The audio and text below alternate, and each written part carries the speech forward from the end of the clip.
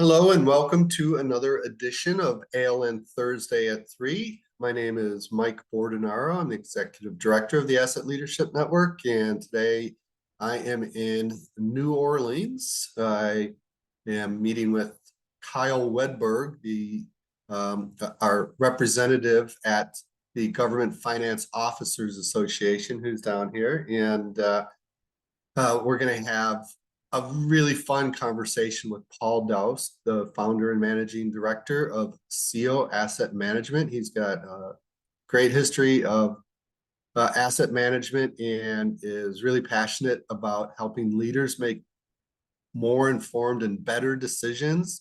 And we'll get to that in just a second. We're very excited about that. But first, we want to go ahead and thank our Platinum member, Onuma Inc., our ALN patron members, Definitive Logic, which is now a Mantech company, ABS Quality Evaluations, Jacobs, and CGI. And thank all of our organizational members. We couldn't do this and some of the exciting programs that we've got coming up without the support from all of these people, and including Scio Asset Management, which is a member now. And next week, we're going to be talking with Amelia Sequoy, who used to be with the US GAO and was the person who wrote the report that really brought the US federal government forward to asset management. And she's really excited about our tree storm, which is the following Thursday, October 19th. She has quite a passion about trees. She has done a lot of research, and that's what she did at the GAO. So she's well informed about trees and the values that trees bring us. And she's also an artist and is going to show some of her tree art that she has done. And then, as I said, on the 19th, we're having an AI brainstorm, tree storm, focusing on trees as assets. We've got a real innovative program that is bringing in a colleague from the cryptocurrency world. We're going to show how to link cryptocurrency to an asset such as trees to get additional value from the management of those assets. And the tiny forest movement is headed by Subhendu Sharma from A Forest Institute. And if everything works out, he'll be joining us from India. And then we're going to be moving very quickly into airports, and Jennifer Mims, who is the co-chair with Brian from the Denver International Airport. We've got back-to-back programs on that. So a lot coming up, but very happy to get into this with Paul Daoust. How you doing? I'm doing well. Thank you for having me. Oh, thank you. I wish people could have been hearing our conversations leading up to this. It's really exciting. So why don't you start where we always start? How did you get where you're at now with Scio Asset Management? How did your journey start? And how'd you end up where you're at? Yeah, it's been a long, winding road. I started my career commissioning in the power industry. Most of my experience has been in energy in one form or another. Utilities, specifically power, as well as oil and gas. So I've been on my own for about 5 years now, but throughout my work history, working for asset owners, I did a number of different things, a lot of engineering roles, maintenance, reliability, operational benchmarking, asset investment planning or capital planning, long-range planning, strategic planning, that kind of stuff, building operational management systems, process safety. So a number of different things. And, there was a period in my career where, I was in a couple roles responsible for kind of going outside and understanding what the good and best practices were in asset management and bringing those inside.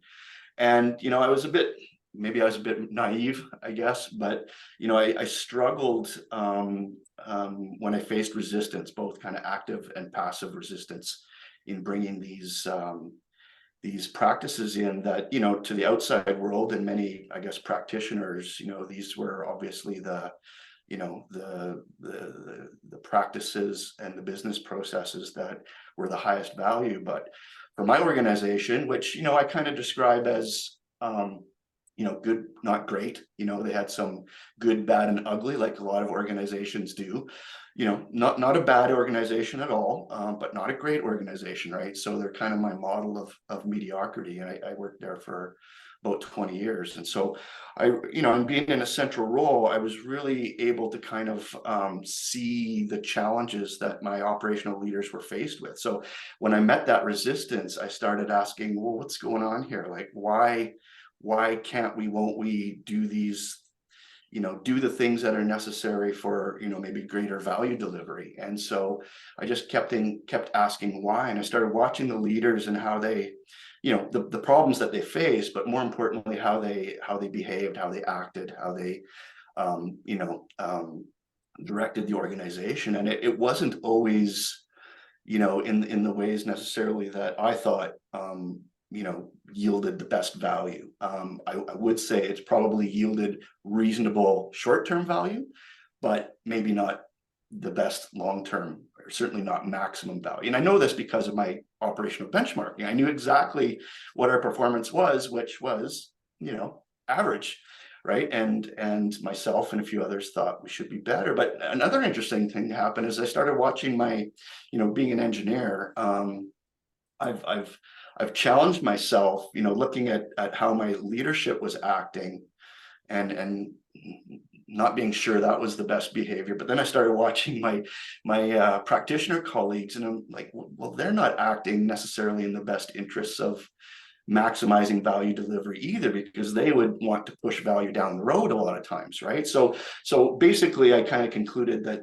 neither side kind of had it right. So, what is a better way, right? And that kind of launched me on a journey.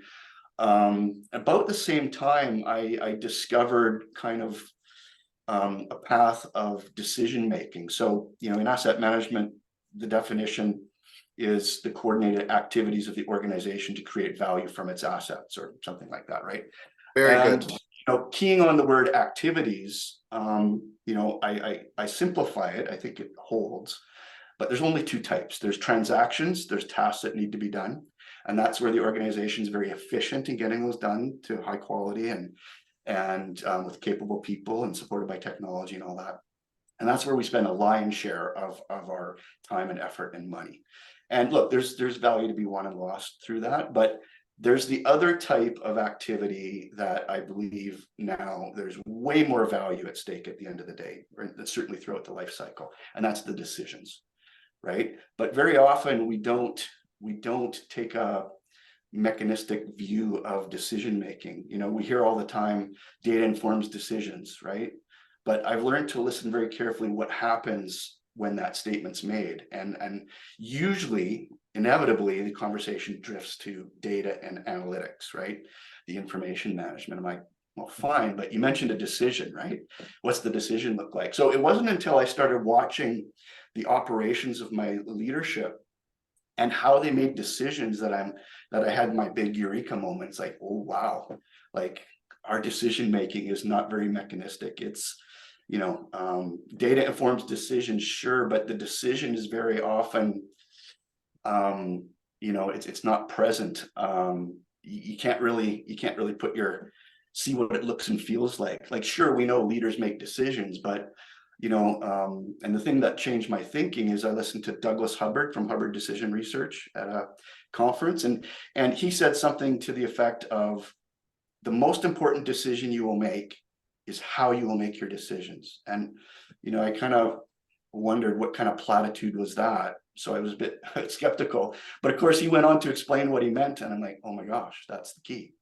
That's the key to operational excellence. So what did he mean? Not necessarily the data, although data is a means to an end. It's not necessarily the business processes themselves, although that's a means to an end, right? The real key is to focus. If you're going to focus and center yourself on anything, it should be decisions and decision management. So that's kind of the key tenet of what I do now is, in asset management, there's 39 subjects, right? And I'm trying to understand, well, what are the important decision and decision types in those 39 subjects, codify those in such a way that I can offer a decision platform or a decision canvas with the appropriate frames and models to put the right level of rigor in to come to have better outcomes from their decisions, right? Because that's the job to be done for our operational leaders. And I feel for them because yeah, they're responsible and accountable for the decisions, but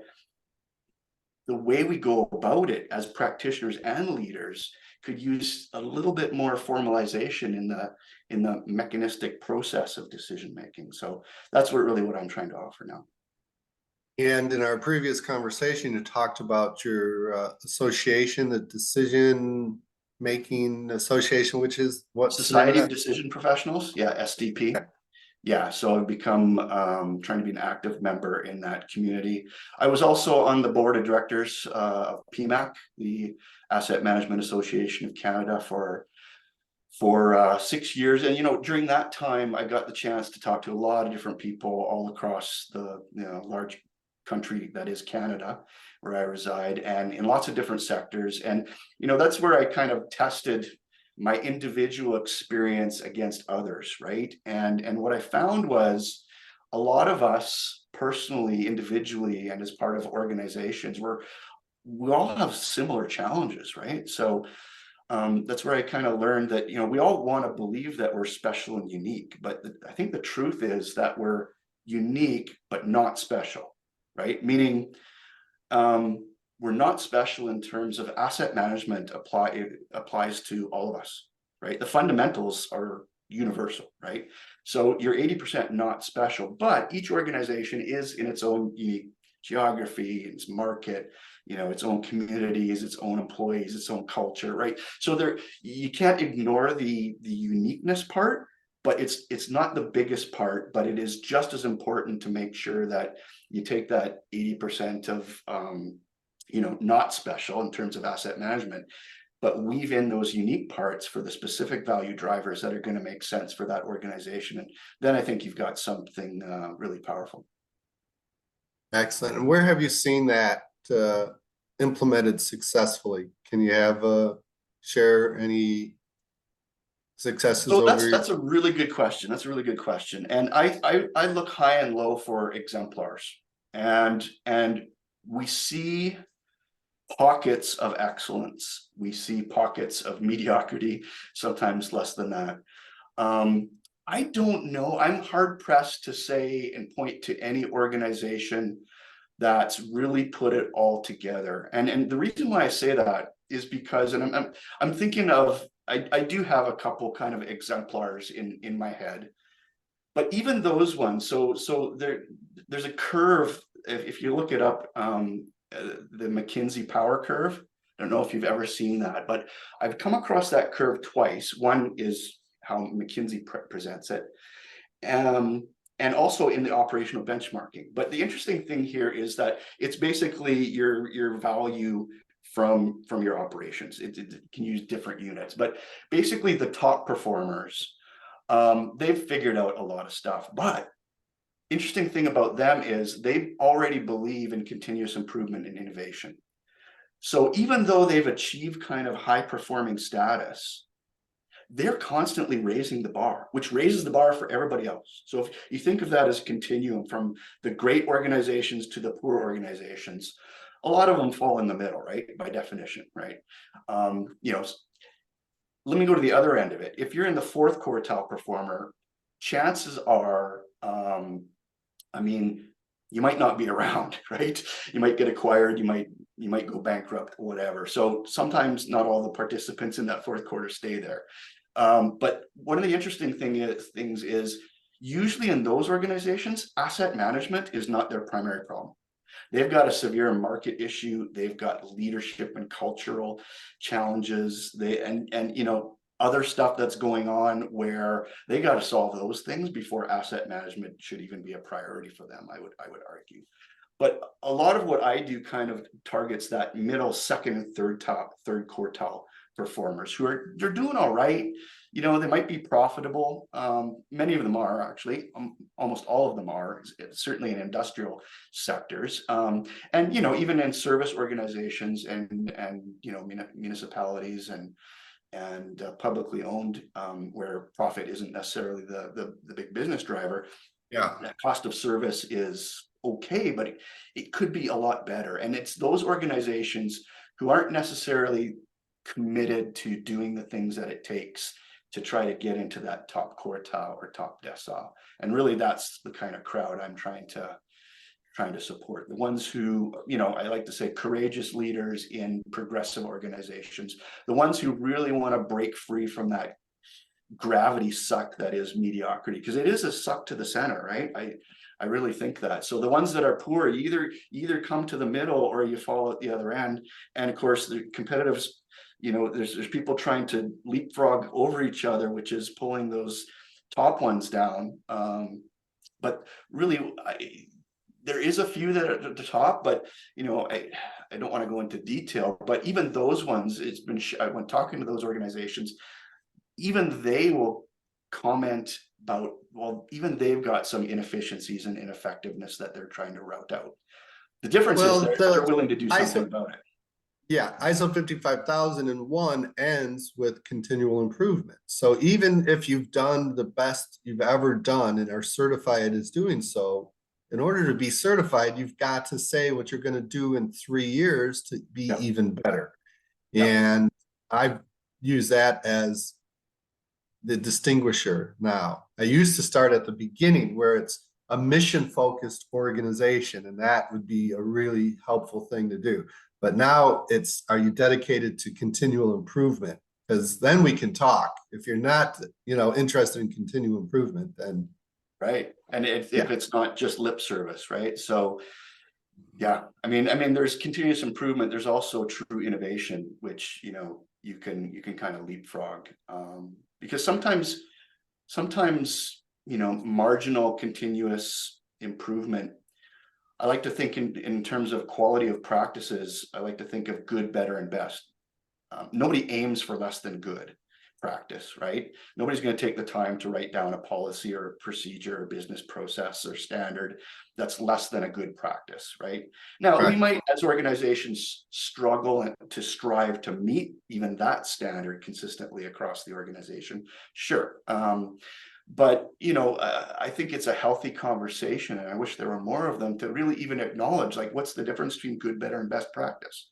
Because I take, for example, like capital investment practice, CIP, or asset investment planning. You know, there's the loudest person in the room gets the capital. Well, okay, that's a way of managing, right? And then there's prioritization, right? So you've got certain bundle of money and you got a certain number of projects, you know, which are the best projects within that fund. That's kind of a prioritization scheme. And then there's true optimization, where you're doing project portfolio optimization and stuff like that. And, you know, I'm not saying that it needs to be best practice for everything. I don't think that's true. You don't need to be best practice in everything, but the truth is also at the same time that if you really want to be a top performer and maximize value delivery, you need to be really good at a lot of things altogether, right? So let's have the conversation. Is it worth, you know, maturing the organization and its capabilities?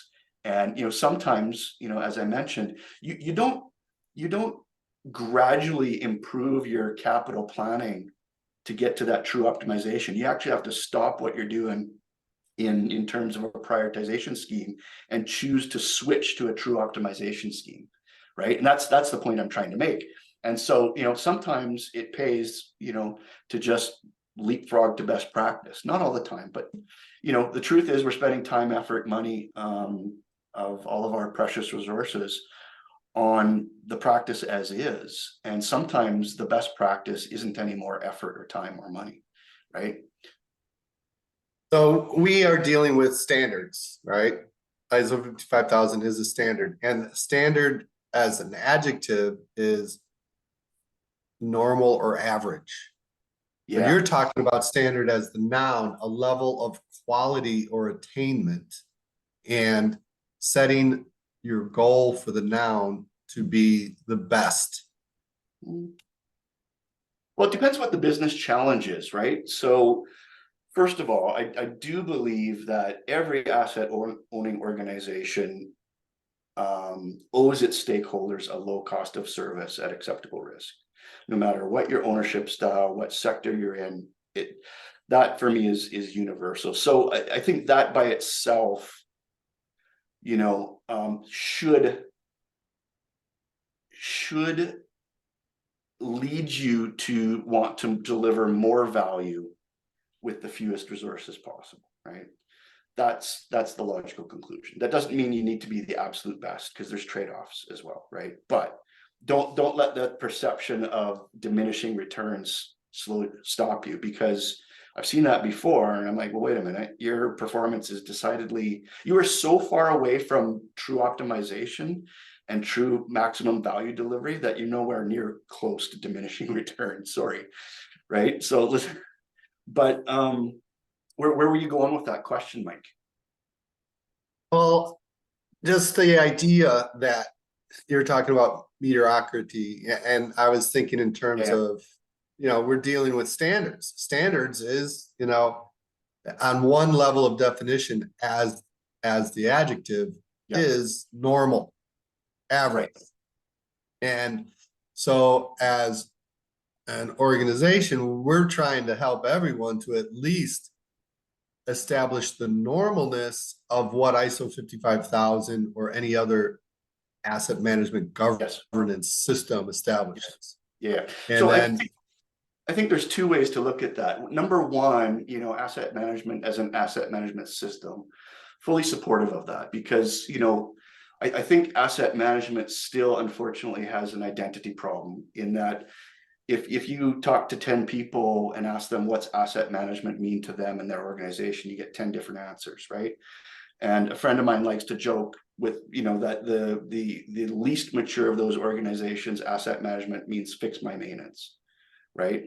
To the you know, highest performer, yeah, maybe they've already got an asset management system and it's operating quite well, right? But you're right, from a standardization perspective, you know, what is an asset management system? What are the subjects of asset management? And let's make sure we're tackling it holistically and strategically. That's one thing.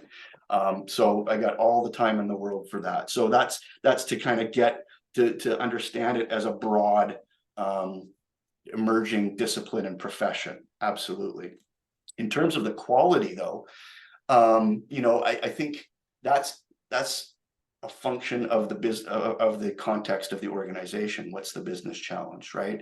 And for me, I think, you know, are you trying to maximize delivery? You don't have to, but you still should strive to, if you're going to use the words continuous improvement and innovation, that should have the requisite cost of service improvements and risk reduction to the organization, right? So you're tangibly improving, right, and delivering value, tangible or intangible, of course. So, you know, all I'm saying is, well, let's have the discussion, right? And yeah, you know, part of another way to think about that is in terms of standards.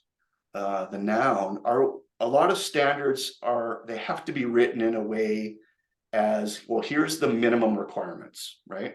Or here's the requirements. And it has to be presented as a satisficing type solution, right? So is this problem one of satisficing, or is it one of optimization? And look, if an organization is quite immature, I think it's quite reasonable to target a satisficing mindset to get you to a certain point. But that's not going to get you to allow the break free from that mediocrity suck of average into being a top performer. If you want to be a top performer, you don't necessarily need all the best practices in the world, but you do need to switch your culture from a mindset of satisficing to one of largely optimizing, which nudges you in certain ways, right? which we probably won't get into here. So that's my response to that. So, you know, it's context to the organization. If you're quite immature and you're striving to stay or get to, you know, average performance, and I think that benchmarking attitude, whether you actually do formal benchmarking or not, but to just understand what, you know, what the business challenge is and what the capabilities of the organization are, which, you know, there's a lot of value leakage out there. And value leakage, the way I define it, it's, well, here's what the organization could be capable of delivering with its people, its process, technology, and how it manages its assets. But, you know, we're at some level below that, right? So the difference for me is value leakage, because it's controllable, right? If the capabilities of the organization to apply formal asset management were better, you know, leadership included in all that, you know, this is what we're capable of. So I kind of like to use the glass half full, half empty analogy, which usually it's presented in the context of, are you an optimist or are you a pessimist? But I heard this old engineering joke that says, well, the glass is twice as big as it needs to be. And I think that's powerful, because the glass, the size of the glass, that's the potential capabilities of the organization. And I think, you know, even if you just want to be, as a leadership, hit, you know, they're incentivized to hit their targets, right? Hit their targets, which very much is a satisficing type attitude. And that's that management by objectives ethos, right? And that's fine. But, you know, if you actually recognize the top half of the glass that's not full, that could be. And if you started to go after that, that's the opportunity. It's actually the risk. But if you want to go after it, that's the opportunity. By doing that, not only will you give the organization license to improve and innovate, but you'll actually probably be a lot more successful hitting and exceeding, you know, those value delivery goals. So how does the name of the company you form contribute to all this? Well, Scio comes from a Latin word. It means to know, to understand, right? And really what I'm trying to do is arm particularly leadership, and provide them with kind of a platform for them that uses asset management as kind of the how to deliver those great results that everybody wants.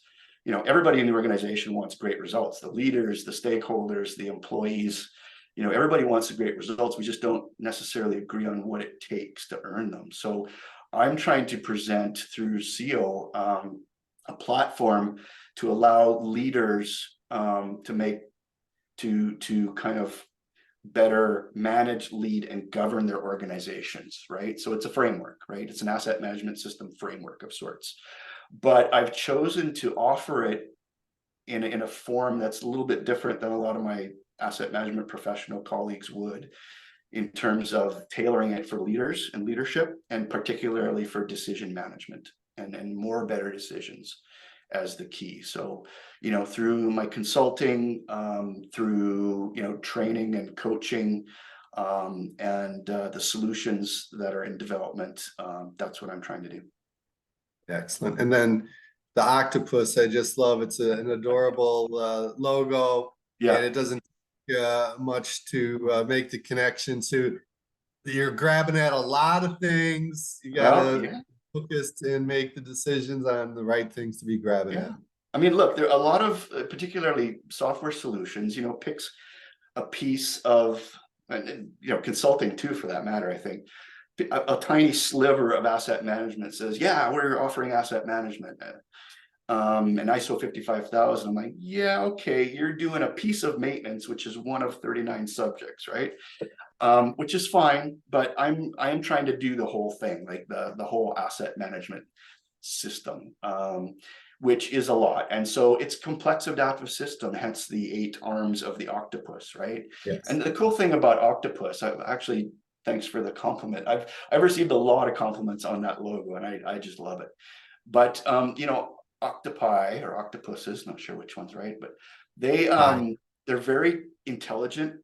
and adaptive creatures, and they actually have two different nervous systems. One is the conventional brain in their head, but each tentacle has its own system and it can work independently. So that's kind of the, industrial settings. Very often you have, the head office and the center of excellence and where all the, the senior leadership reside. And then you've got site, where all the action happens. And the whole idea of, survey the one octopus, different parts serving the same entity is very, very powerful metaphor, I think.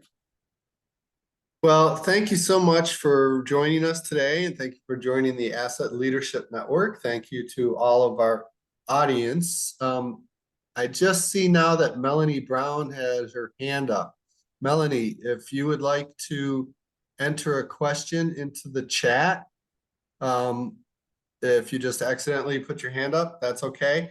But if you enter it in during the chat, then after I show the closing slides again, we'll get back to you.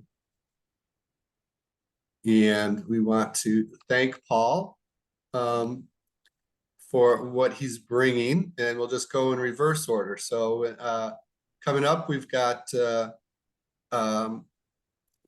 next week, Amelia Setchoy is going to be talking with us about her passion for trees and the value that they bring to society. Then we have the AI Brainstorm Tree Storm with a number of guests. That's a special 1-hour program. Then the Airport's Asset Leadership Board introduction is October 26th. And then the Airport's Asset Leadership Board first panel will be on November 9th. And thank you to our organizational members, including Scio. There's the adorable logo there with it deserves the compliments it has received. And all of our organizational members we thank, and especially our platinum member Onuma Inc. and our ALN patron members, Definitive Logic, CGI, Definitive Logic, a Mantech company. Still learning to remember that. That's relatively new. ABS Quality Evaluations, and Jacobs. So let me stop sharing and see if Melanie, no, she must have accidentally hit the button. So thanks, Paul, again. And thanks for everyone for joining us this week. We'll see you next week. Thanks, everyone. Bye. Bye-bye.